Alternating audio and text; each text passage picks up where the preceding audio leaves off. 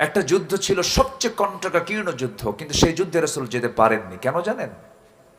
মদিনার চতুর্দিকে ছিল ইহুদিরা। এখন দুনিয়া জ্বালাচ্ছে কারা? এই জ্বালান এরা আগের থেকে আছে। এরা নবীকে শুদ্ধ মারছে। জাকারিয়া আলাইহিস সালাতু ওয়াস সালামকে করাত দিয়ে চিরে দুই টুকরা করেছে। অসংখ্য পয়গম্বরকে তারা হত্যা করেছে, শহীদ করে দিয়েছে। নবীকে যারা মারে, আমার নবীর খাবারের মধ্যে বিষ ঢুকিয়েছে ইহুদির বাচ্চারা। এখনো জ্বালাচ্ছে কারা বলেন তো? ওদের সংখ্যা তো কিছুই না। 180 কোটি মুসলমানের এগেইনস্টে তারা মাত্র 1.25 কোটি ইহুদি। সিপে ধরলি তো শেষ। কিন্তু ওদের জ্বালা কি দেখছেন? গোটা পৃথিবী জ্বালায় এরা। এডলফ হিটলার মেরেই ফেলছিল সবগুলো। দ্বিতীয় বিশ্বযুদ্ধে মোটামুটি সব মেরেই ফেলছিল। 60 লাখকে গ্যাস চেম্বারে তুলে একদিনে শেষ করছে।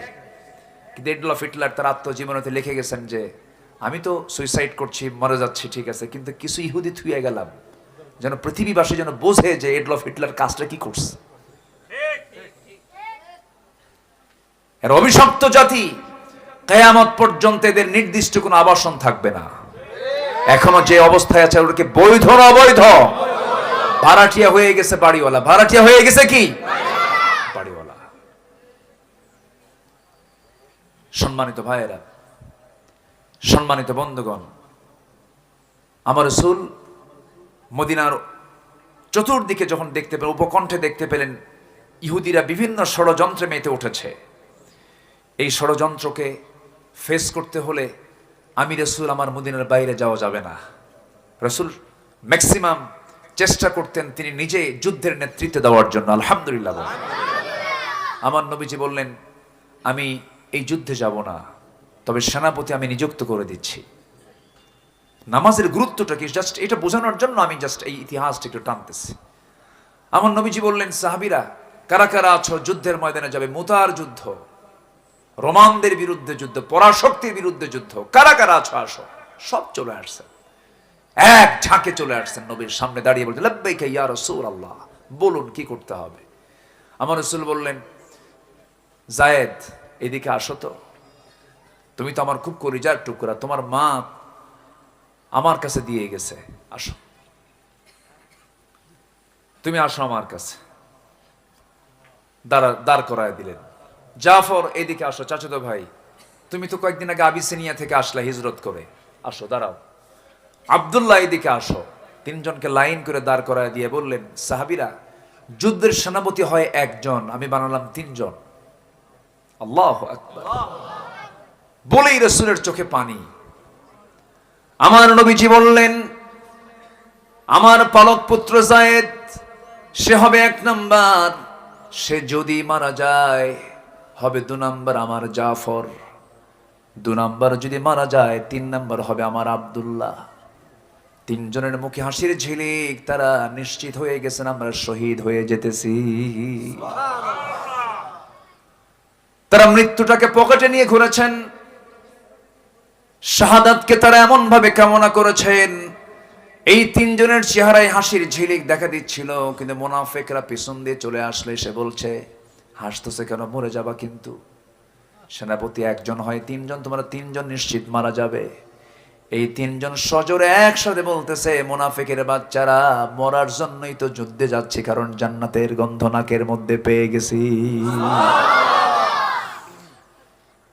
আমার নবীজি বললেন উপস্থিত সাহাবীরা শোনো, আমি তো যেতে পারছি না, মদিনার অবস্থা ভালো না, মুনাফিকরা ষড়যন্ত্র করছে, ইহুদিরা ষড়যন্ত্র করছে, আমি মদিনার বাইরে যেতে পারবো না। তোমাদের মধ্যে যদি এই তিনজন সেনাপতির ইন্তেকাল হয়ে যায়, শাহাদত হয়ে যায়, তোমরা সেনাপতি নিযুক্ত করে নিবা। চলে গেছেন। যায়েদকে বললেন রাসূল ও যায়েদ পরিবার থেকে বিদায় নিয়ে আসো, হুজুর যাওয়ার জায়গা নাই, যাব না, টাইম নাই। সাইয়েদনা জাফরকে বলেন জাফর আবিসিনিয়া থেকে আসছো, কেবল তুমি আবিসিনিয়া থেকে আসছো, পরিবারকে সময় দিতে পারো নাই, যাও পরিবার থেকে বিদায় নিয়ে আসো, আমার চাচাতো ভাই তুমি। হুজুর আপনি বললেন বলে আমি যাচ্ছি। চলে গেলেন বাড়িতে, স্বাভাবিকভাবে বউয়ের সামনে বসলেন, মত বিনিময় করতে করতে হঠাৎ করে 2 সন্তানকে কোলের মধ্যে নিয়েছেন। স্ত্রীকে বলছেন স্ত্রী আমার জন্য দোয়া করো, আমি যেন মুতার যুদ্ধে অংশগ্রহণ করে যেন শহীদ হয়ে যেন আল্লাহর জান্নাতে ঢুকতে পারি। স্ত্রী বলছেন, স্বামী আমার, কেবল আপনি আসলেন মদিনায়, আপনি তো দূরেই থাকলেন, হিজরত করে কেবল আপনি আসলেন, আমি আপনার জন্য দোয়া করি আল্লাহ তাআলা আপনাকে গাজী করে যুদ্ধ থেকে ফিরিয়ে আনুন, শহীদের দোয়া করব না। মনটা তার খারাপ হলো, তরবারি কোষমুক্ত করে তরবারির উল্টা দিকটা করে নিয়ে স্ত্রীর হাতটা আস্তে করে টান মেরে ধরে আঘাত করলেন মৃদু। আঘাত করার সঙ্গে সঙ্গে বললেন, স্ত্রী আমি যে আঘাত করেছি রক্তপাত হয়েছে কিনা, না রক্ত ঝরলো না, লেগেছে নাকি, না লাগেও নাই, কেন লাগলো না, কেন কাটলো না, উল্টা করে মেরেছেন তরবারি। আমার জন্য আজকে যত দোয়া করবে শব্দ উল্টা হয়ে যাবে, কারণ আমি 2 নাম্বার সেনাপতি, আমার আগেও একজন আছে, পরে একজন আছে, আমি নিশ্চিত আমি শহীদ হয়ে যাব, আমি নাকের মধ্যে জান্নাতের ঘ্রাণ পেতেছি। দুনিয়াকে তারা কত তুচ্ছ মনে করেছেন। জাফর বিন আবু তালিব ইমানের শক্তিতে বলিয়ান হয়ে قل إن كان آباؤكم وأبناؤكم وأزواجكم وعشيرتكم সব কিছুকে উজাড় করে দিয়া হাব্বু ইলাইকুম মিনাল্লাহি ওয়া রাসূলিহি ওয়া জিহাদিন ফি সাবিলিহি। জাফর বিন আবু তালিব এই যে অবস্থা, মাঝে মাঝে দুঃখে কষ্টে বেদনায় হতাশায় ইচ্ছে হয় একেবারে নিভৃতচারী লোক হয়ে যায়। দেখা আব্দুল্লাহ বিন রাওয়াহা এরকম ইচ্ছা হয় মাঝে নতুন বিয়ে করেছেন, বাসর ঘর হয় নাই, এখন দেখি আমাদের একান্ত তরুণরা নবীনরা তারা আসে ধারা নাই, তারা সামনে এগিয়ে যাওয়ার স্বপ্ন দেখতেছে, ঠিক কিনা বলেন?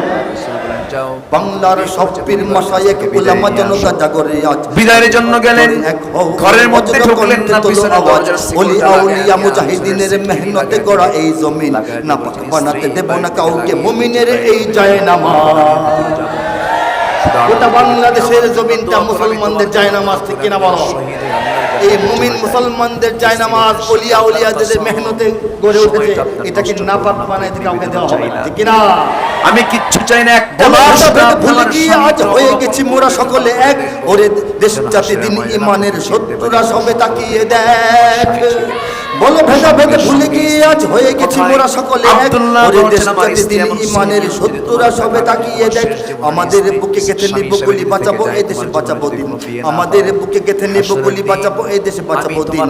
তোরা পারবি না রুখতে মোদের জাগরণী এই গঠিত আওয়াজ। বাংলার সব পীর মাশায়েখ ওলামা জনতা সহবাসত দূরের কথা, স্ত্রীর চেহারা পর্যন্ত দেখলেন না, যুদ্ধে ঝাঁপিয়ে পড়লেন মুজাহিদিনের মেহনতে গড়া এই জমিন না পাক বানাতে দেব না কাউকে মুমিনের এই জায়নামাজ, ঠিক কিনা?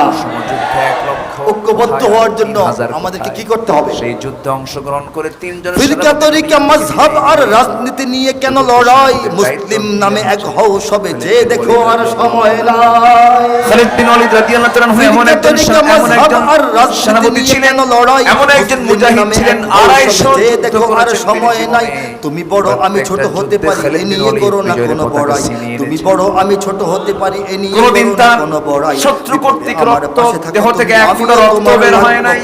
বাংলার সব পীর মাশায়েখ ওলামা জনতা জাগরে আজ হাতে হাত ধরে এক হও, ওরে বজ্র কণ্ঠে তোলো আওয়াজ। ওলি আউলিয়া মুজাহিদিনের মেহনতে গড়া এই জমিন না পাক বানাতে দেব না কাউকে মুমিনের এই জায়নামাজ, ঠিক কিনা? বড় অসহায় আমি। দেখো নাস্তিক বেদিনেরা সব করে রাজপথে আস্ফালন, তোমরা নিজেদের যুদ্ধে গেলাম, বসে রবে ঘরে, আমার সব ভাইগুলো বদরে চলে গেছে, উহুদে চলে গেছে, করবে ধ্বংসলীন।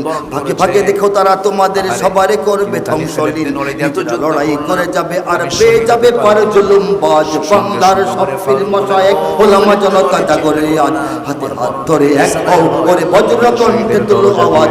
ওলি আউলিয়া মুজাহিদিনের মেহনতে গড়া এই জমিন খালিদ বিন ওয়ালিদ বানাতে দেব না কাউকে তিনি একা উতার যুদ্ধে একটা তরবারি ভাঙলেন।